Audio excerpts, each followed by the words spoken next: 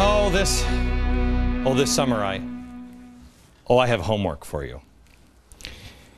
I told you a minute ago, I want you to think of that seed vault. What is the point of that seed vault? It is to restart things in case there was a catastrophic failure of some sort. Well, what do we have?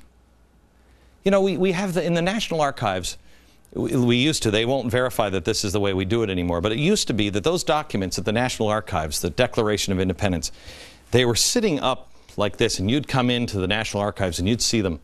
But because of what we used to have with the Soviet Union, we were afraid of a ground zero hit, and those documents would fall back and shoot down under the ground, and a giant vault door would close over them.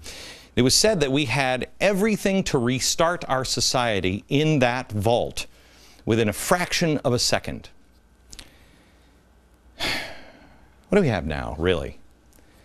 Because I don't think that vault it's not going to turn into Planet of the Apes, guys. I mean, life goes on. We have to plant the seeds of freedom, not buried someplace, but in our hearts and in our minds and in our children. I know you're probably already doing that, but I think it's time to redouble the efforts. I think things are beginning to come undone, and so we have to double our efforts.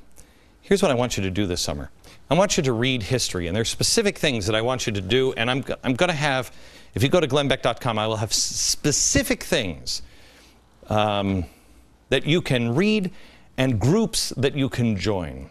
I want you to go to glennbeck.com and sign up for our free email newsletter or whatever you have to do, but find it. Reach out to your friends. I want you to read history. I want you to read about somebody you admire. Find that person that you think you can be like in history. It doesn't have to be the founders or anybody else. Who is it? Find out somebody that you think, man, I cannot believe the way this guy lives his life. I could never be that. And stop saying that. Accept it. And then try to be like him. This is my guy, George Washington. Stop trying so hard is the fourth one. Stop trying to convince that person in your family you're never going to convince. They're never going to give up. Give up. Surrender. It's not giving up on the idea or anything. It's just they're not going to come. That's okay. Move on. Move on. Surrender to them and start being more proactive in your own community.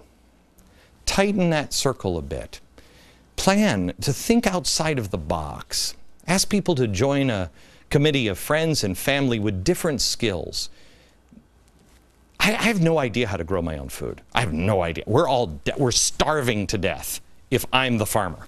Starving to death. If I'm the military guy, starving to death. And then being robbed and being killed. Have to make clothes, can't do it. I have to tell you, the only thing I'm good for, I'm the first guy eating. I really am. I mean, I'm a little fatty, but probably have a lot of flavor. I have no usable skills in the real world. None. I don't know how to repair an engine. Do you? You need to be. You need to be able to repair things. We need to be truly self-sufficient. And then we need to link arms with our neighbors. I'm not saying you need to be a seed vault, but I'm not saying that either. I don't think it would hurt to have a few seeds in storage someplace. I mean, the UN doesn't think so. Why would we?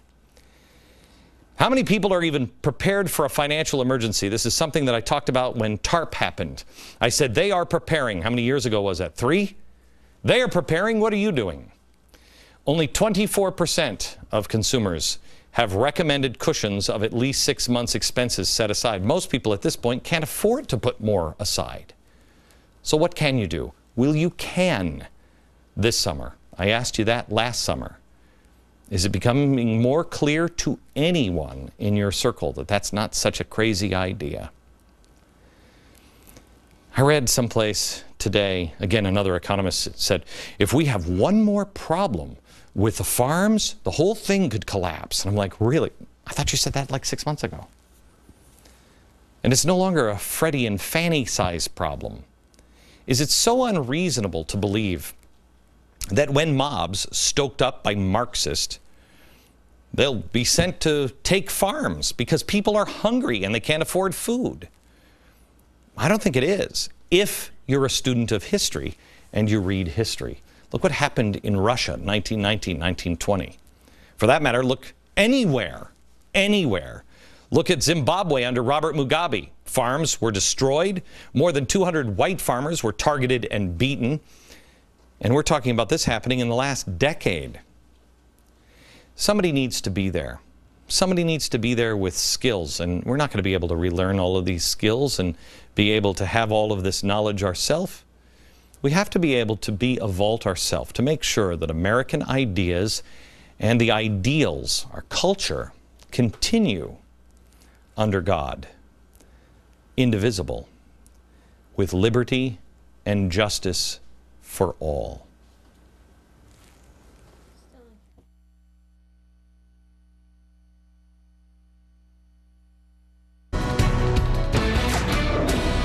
One nation, under God, indivisible, with liberty and justice for all. That brings us to this point where we started the episode today. The final episode is now 8 shows away. Today, we covered this a little bit. Food prices, solutions. Food prices, store, grow, can. Do what you have to do. Don't listen to anybody else. Energy prices, that's tomorrow. Tomorrow we have energy executives here who say they're under attack by the EPA over regulation by the White House is forcing them to make the tough decisions of layoffs, plant closures, and your energy prices will necessarily skyrocket. What to do. And then jobs. College, really? College students and recent graduates who are looking for new opportunities of the traditional job market is out. That's Wednesday from New York. Good night, America.